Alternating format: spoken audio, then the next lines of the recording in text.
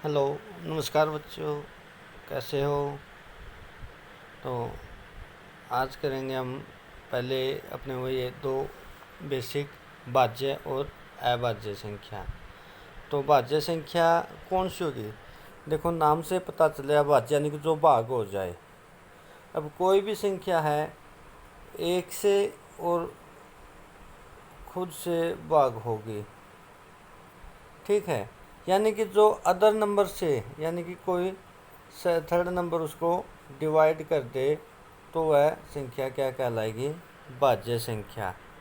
भाई, कोई भी संख्या है एक से, खुद से और अदर किसी संख्या से विभाजित हो जाती है तो वह क्या है? भाज्य संख्या है। देखो, हम एक लेते हैं। एक किस किस से भाग है? एक से बस दो, एक और दो से तीन, एक और तीन से चार के क्या गुणनखंड होंगे बच्चों? एक, दो और चार। यानी कि वो संख्या देखो जिसके दो से ज़्यादा गुणनखंड हैं। दो से ज़्यादा गुणनखंड किसके हैं? चार के। तो चार एक भाज्य संख्या है। छः है, छः के गुणनखंड क्या बच्चों? एक, दो, तीन, छः। इसके भी दो से ज़्यादा गुणनखंड है तो भी यह एक भाज्य संख्या है, ठीक है बच्चों।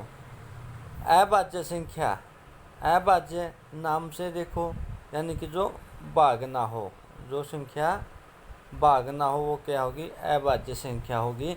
यानी कि वह संख्या जिसके केवल और केवल कितने गुणनखंड हो? दो फैक्टर हो, दो गुणनखंड हो, ठीक है। वह संख्या जिसके केवल और केवल दो फैक्टर हो तो कौन सी संख्या कहलाएगी? अभाज्य संख्या है। एक से सौ तक, एक से सौ तक कितनी अभाज्य संख्याएं हैं? 25। ये आपका क्वेश्चन आ भी जाता है कि भाई एक से 100 के बीच कितनी अभाज्य संख्या है? 25। एक से 50 तक कितनी है?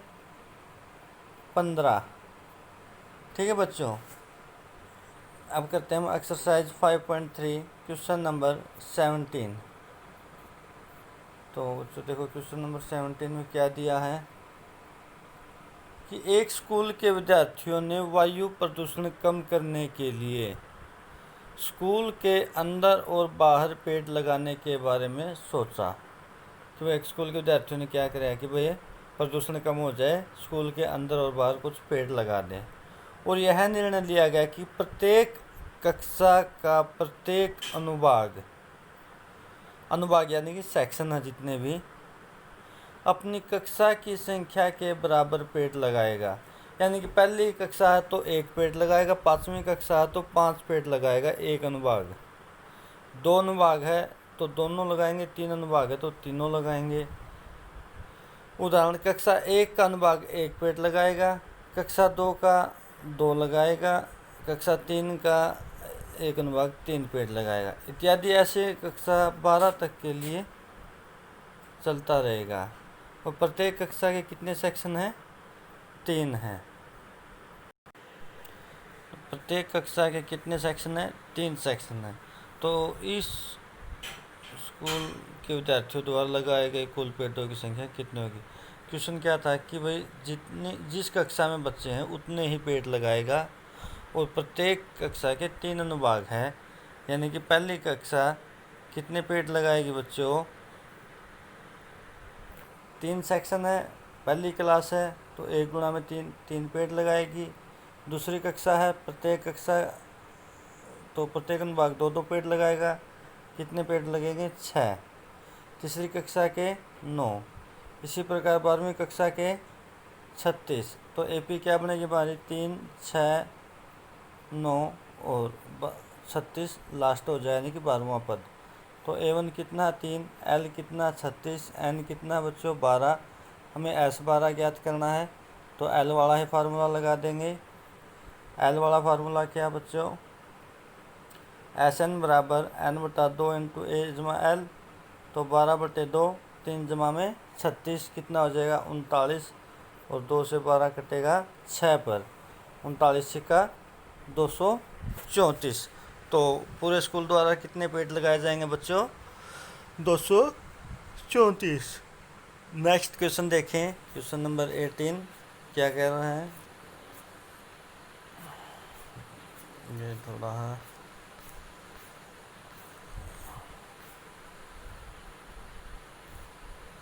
देखो, केंद्र ए से प्रारंभ करते हुए बारी बारी से, भाई ये केंद्र बना दिया।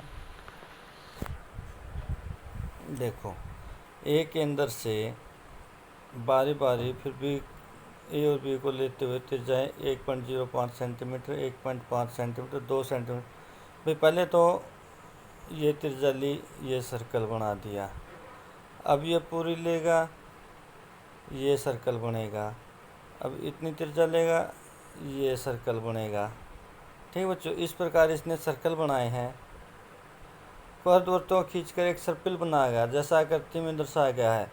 13 क्रमागत कितने सर्कल बनाए इस प्रकार? 13। तो बने इस सर्पिल की लंबाई क्या होगी? यानी कि एक तार था, भाई हमें इससे इस प्रकार सर्कल बनाया गया है, तो इस तार की लंबाई क्या हो सकती है?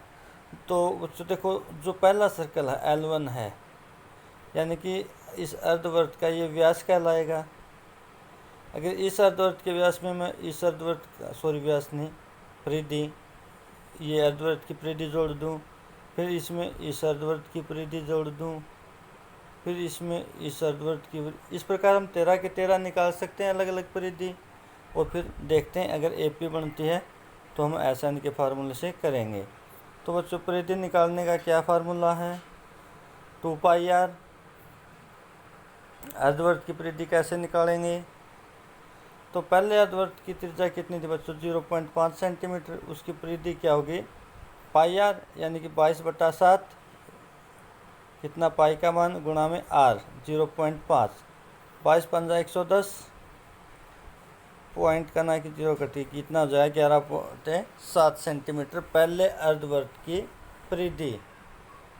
दूसरे अर्धवृत्त की त्रिज्या कितनी बच्चों? 1 सेंटीमीटर। इसकी परिधि कितनी हो जाएगी? πr, यानी कि 22/7 गुणा में 22/7। तीसरे वृत्त की त्रिज्या में पता 1.5 है, तो इसकी परिधि कितनी होगी? पाई गुणा में त्रिज्या 1.5, कितना? 33/7। तो AP क्या हुई बच्चों हमारी? 11/7, 22/7, 33/7 इस प्रकार। तो इसमें A1 कितना है? 11/7। A2 कितना बच्चों? 22/7। और हमें S13 निकालना है। तो अब देखो इसके बाद सारा अंतर निकालेंगे। कैसे? A2 - A1। तो A2 कितना था? 22/7 में से 11/7 घटाएंगे बच्चों। एलसीएम कितना है? 7। 22 - 11 कितना हो जाएगा? 11/7। D कितना है? 11/7।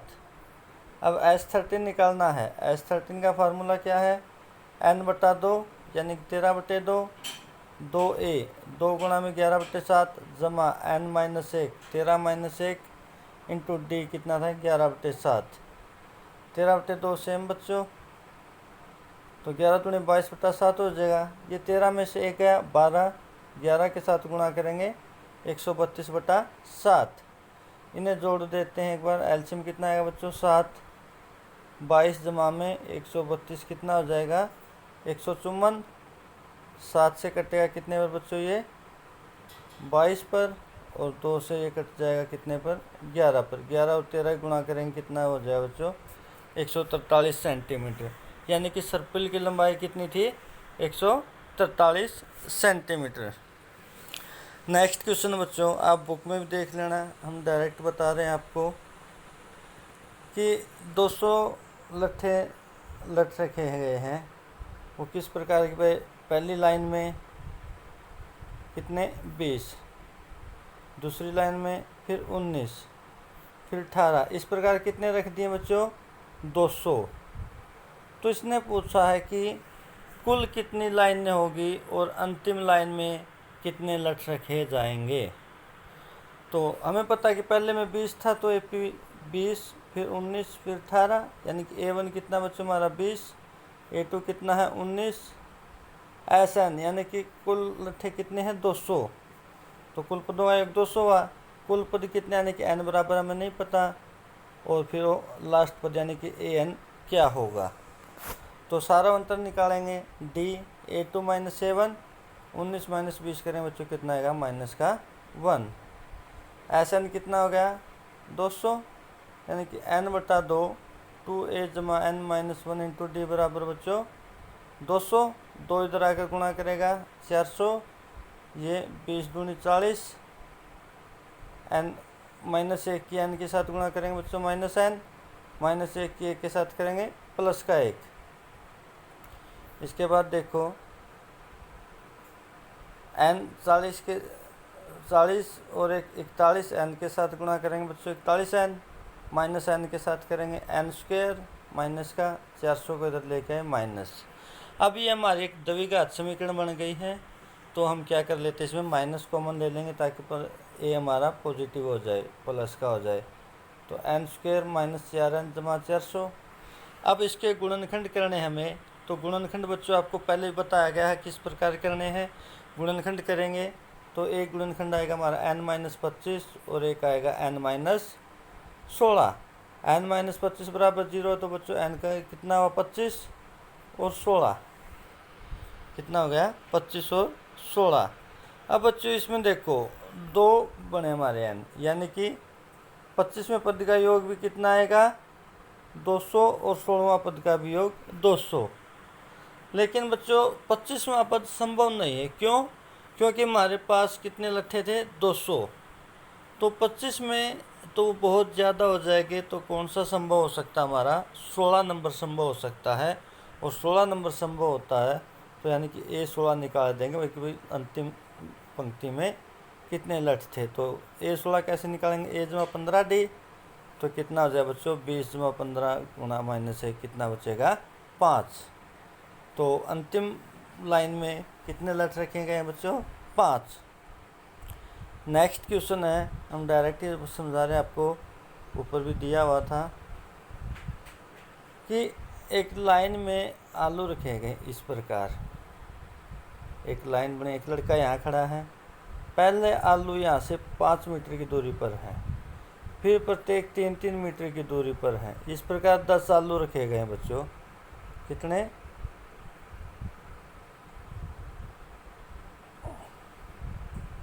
10 आलू रखे गए हैं। अब एक यहाँ बाल्टी रखी गई है, बच्चा यहाँ जाएगा, इस आलू को उठा के लेके आएगा, तो पहले कितना चला 10, फिर वापस यहाँ तक आएगा, कितना हो गया 8, यहाँ से आलू उठाएगा तो कितना हो जाएगा 16, अब यहाँ तक आएगा 11, वापस जाएगा 22। तो इस प्रकार वो कुल कितनी दूरी तय करेगा, यानी कि 10वां आलू उठाने के बाद कुल कितनी दूरी तय हुई, यानी कि हम इसके 10 पदों का योग निकाल देंगे बच्चों। A1 हमको 10 दिया गया है, A2 हमको 16 दिया गया है, S10 हमें निकालना है। तो सारा अंतर D बराबर क्या होगा बच्चों A2 माइनस A1, यानी कि 16 माइनस 10 बराबर 6। तो S10 कितना बच्चों n/2 इंटू 2a जमा n माइनस 1 इंटू डी हमारा जो फार्मूला है। तो 10 को कितने में काट दिया ये 5 पर, 10 दूनी 20, 10 में से एक है बच्चों 9, 9 छिका 54 और 20 को जोड़ेंगे 74, 74 पंजा 370, यानी कि कुल 370 मीटर चलेगा बच्चों वो। ठीक है, तो उसके द्वारा दूरी तय की गई कितनी हो जाएगी 370 मीटर। ठीक है, आज बच्चों आपको अर्थमेटिक्स प्रोग्रेशन कंप्लीट होता है। अगर आपको इसमें कोई भी डाउट है तो आप कमेंट करके बताएं, और जो बच्चे नए जुड़े हैं वो चैनल को सब्सक्राइब करें, बेल आइकन को दबाएं ताकि आगे आने वाले वीडियो साथ के साथ में मिल जाए।